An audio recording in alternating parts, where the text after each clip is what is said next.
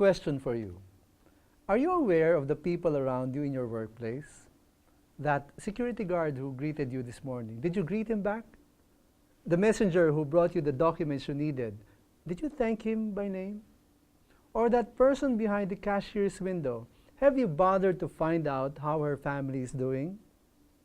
I'll be the first to admit that very often I neglect to go beyond the regular co-worker relationship with people at work. I have to take extra effort to get out of that comfort zone, to get to know the people I work with, even just a layer beneath the surface. There's a tendency to look at people at work not as people but as co-workers who just happen to be in the same workplace as you are. Without intending to, we tend to look at them as less than humans, just people who are there to do their jobs. We dehumanize them. We often ignore the people who serve us, those who perform the menial tasks in our workplace. We take them for granted too often that sometimes it is as if they don't exist anymore. We pass them by in our day-to-day work without acknowledging their presence. The security guards, the messenger, the janitors, the utility people, sometimes even the clerical staff.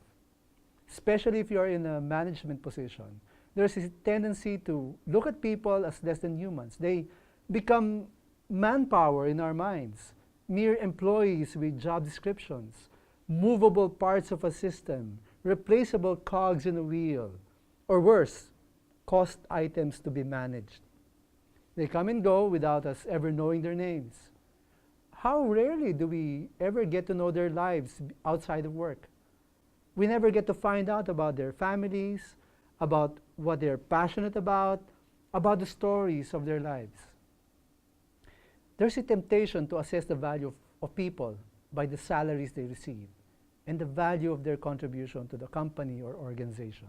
It simplifies things in our mind, and we do not have to deal with the complexities of the lives of the people we work with. Let us remember that these people are not just co-workers. They are people made in the image of God, just like you and me. There was a time when Jesus was asked which one of God's commandments were the greatest.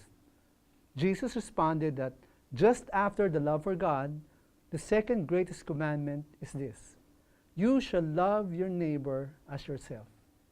Love is still the most fundamental basis of our relationships with people, even with the people we work with. Let us not treat them as less than the individual persons that God created them to be. Resist the temptation to dehumanize them in your mind as less than what they truly are. Because in the way we treat the people we work with, faith matters too.